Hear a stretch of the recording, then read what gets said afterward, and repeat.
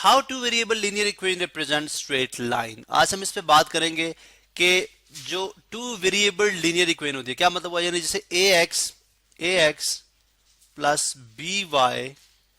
Plus C is equal to zero. हम prove करेंगे कि क्या ये वाकई ही इक्वेशन ऑफ स्ट्रेट लाइन है या नहीं है। लेकिन इसके अंदर इस इक्वेशन के साथ जो फर्दर कंडीशंस हैं वो ये हैं कि ए बी सी जो कि कांस्टेंट्स हैं, a b and c are constants, a b c are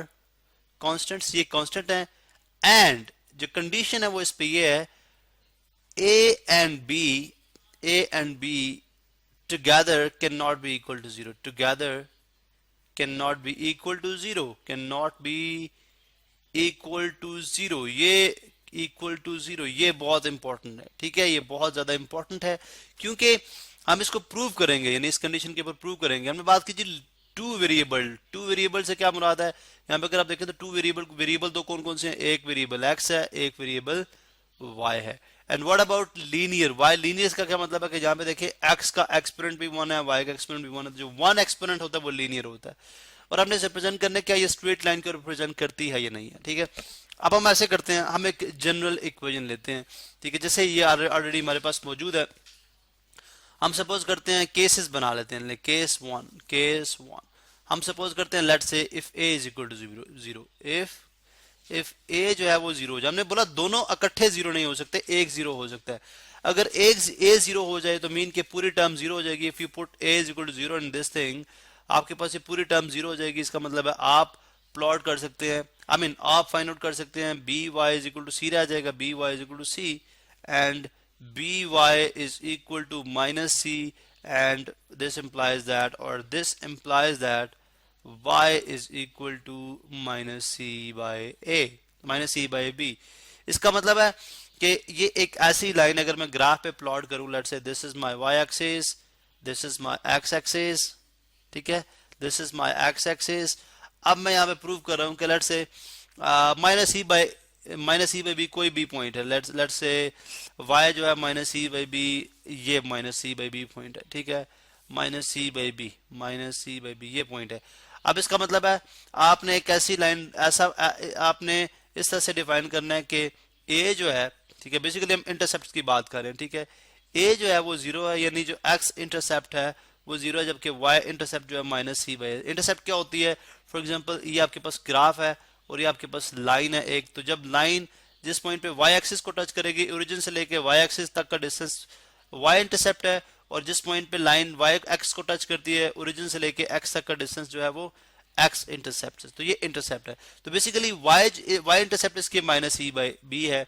तो एक्स जीरो है, एक्स इंटरसेप्ट जीरो है। इसका मतलब है, या ए जीरो का मतलब है कि आप एक लाइन ड्रॉ करेंगे, ये एक ऐसी लाइन होगी जो कि पैरेलल टू एक्स एक्सिस होगी, पैरेलल टू एक्स एक्सिस होगी, यानी एक्स जो है वो कुछ भी हो सकता है, वाई आपको माइनस सी बाई बी रखना है। इसका मतलब है कि हमने देखा अगर हम ए को जीरो बी रख ले तब भी वो जो लाइन है, यानी जो इसको सॉल्व करने पे ये रिप्रेजेंट करेगी इक्वेशन ऑफ स्ट्रेट लाइन को। इसी तरह से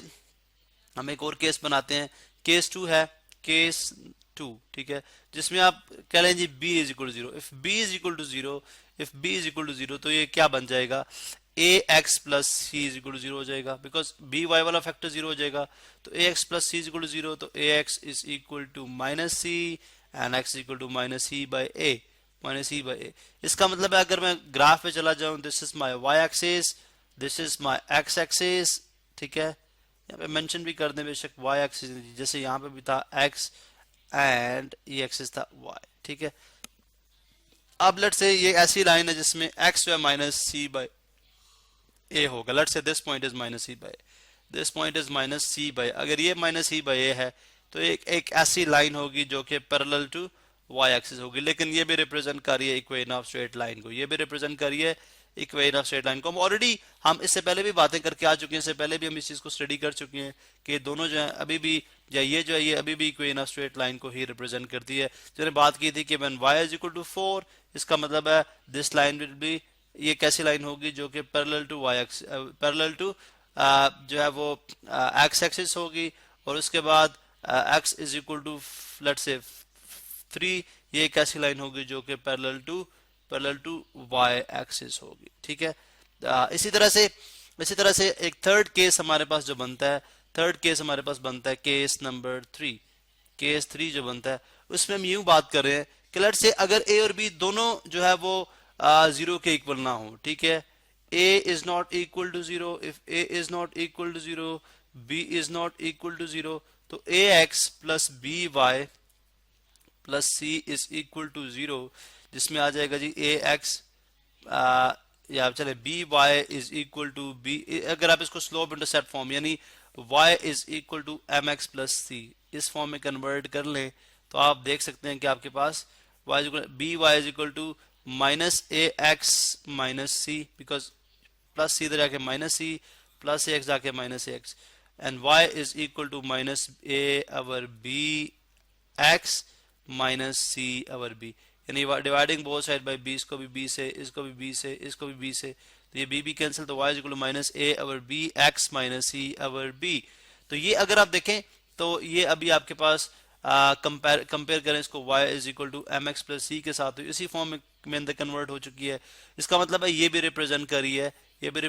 है इक्वेशन ऑफ स्ट्रेट लाइन को, जिसके अंदर स्लोप इसकी माइनस ए ओवर बी है और इंटरसेप्ट इसकी यानी सी, यानी जो y इंटरसेप्ट है वो कितनी है, माइनस सी ओवर बी। हम एक स्पेसिफिक एग्जांपल ले लेते हैं जिससे आपको ज्यादा आइडिया क्लियर हो जाएगा थर्ड केस का। केस नंबर 3 की एक प्रैक्टिकल एग्जांपल है। फॉर एग्जांपल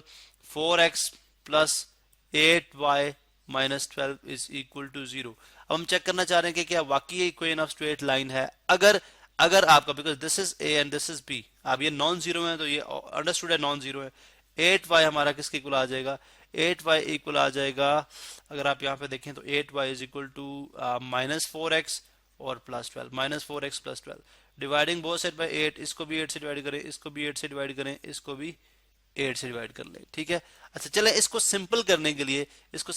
के लिए यहाँ पे हम इसको माइनस 4x कर लेते हैं। अगर ये माइनस 4x यहाँ पे हो जाएगा तो ये प्लस 4x हो जाएगा, ठीक है। अब इसको हम सिंपलीफाई यानी इजी करने के लिए ताकि समझने में आसानी हो, यहाँ पे अगर आप देखें तो 4 1 टाइम 4, 4 2 टाइम्स 8, तो ये हो जाएगा 1/2x और प्लस ये 4 3 जार और ये 2 जार, ये आ जाएगा 3/2। तो अगर आप ये देखें ये आपके पास slope intercept y is equal to M X plus C के साथ इसको कंपेयर करें तो इसका मतलब ये भी इक्वेशन ऑफ स्ट्रेट लाइन को रिप्रेजेंट करती है। अगर मैं यहाँ पे ग्राफ में इसको प्लॉट कर दूं, दिस इज एक्स एक्सिस, ये आपके पास y एक्सिस है, ठीक है, x axis and y axis, और यहाँ पे देख लें